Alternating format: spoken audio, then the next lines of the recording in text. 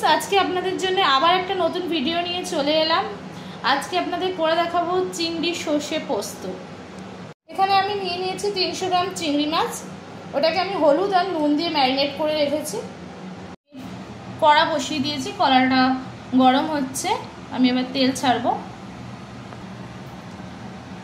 কড়াই তেল ছেড়ে দিলাম।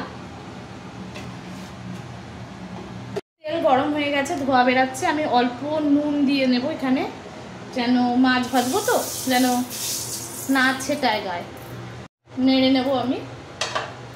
নুনটা মিশে গেছে, এবার মাছটা ছেড়ে দেবো।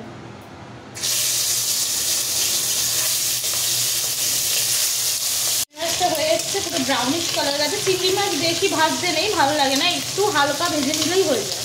আচ্ছা, এবার আমি চিংড়ি মাছগুলো তুলে নেবো। এবার বলে নেব আপনাদের যে কি কি লাগছে আমাদের। এখানে সর্ষে বাটা আমি রেডি করে রেখেছি, এখানে পোস্ত বাটা আছে, এখানে পেঁয়াজ, কাঁচা লঙ্কা আর রসুন বাটা আছে, একসাথে পেস্ট করে রাখা আছে। ছোট ছোট দুটো পেঁয়াজ আছে, হাফ রসুন আছে আর 6টা কাঁচা লঙ্কা বাটা আছে। আর মশলায় চলে আসছি, অল্প চিনি রেখেছি, নুন, লঙ্কার গুঁড়ো, হলুদ গুঁড়ো, গোলমরিচ গুঁড়ো আর গরম মশলা। লঙ্কা আর রসুন যে বাটাটা আমি করে রেখেছিলাম ওটা আগে ছেড়ে দেবো। পেঁয়াজ, রসুন আর কাঁচা লঙ্কাটা বাটাটা হয়ে গেছে, ব্রাউন কালার হয়ে গেছে। এবার পোস্তটা দিয়ে দেবো। সর্ষে বাটাটা দেবো, কেন সর্ষে বাটা বেশি রান্না করলে তেতো হয়ে যায়। তো আগে আমি পেঁয়াজটা করে নিয়েছি, পেঁয়াজ, কাঁচা লঙ্কা আর রসুন বাটাটা, তারপরে আমি পোস্ত বাটাটা দিয়েছি, তারপরে এখন সর্ষেটা দেবো লাস্টে। নেব হলুদ গুঁড়ো আমি 2 চামচ মতন দিচ্ছি, লঙ্কার গুঁড়ো দিচ্ছি 1 চামচ,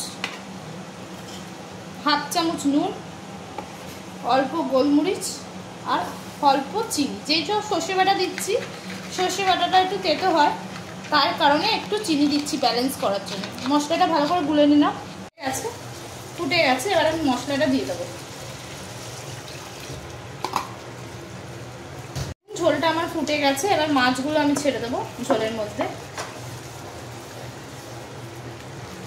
মাছগুলো ছেড়ে দিলাম আমি।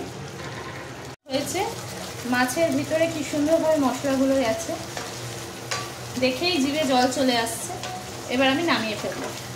দেখুন আমার রান্নাটা রেডি। আমি এটাকে গার্নিশ করে নিয়েছি, কাঁচা লঙ্কা নিয়েছি, কাঁচা লঙ্কাটাকে মাঝখান দিয়ে চিড়ে নিয়েছি আর একটুখানি সর্ষের তেল দিয়ে দিলাম।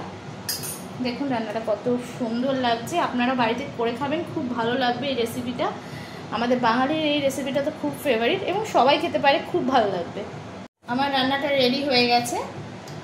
আপনারা আমার কমেন্টে জানাবেন আরও নতুন নতুন কী রেসিপি আপনারা শিখতে চান, দেখতে চান আমার কাছে।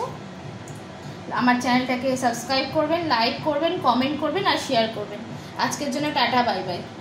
খুব ভালো থাকবেন।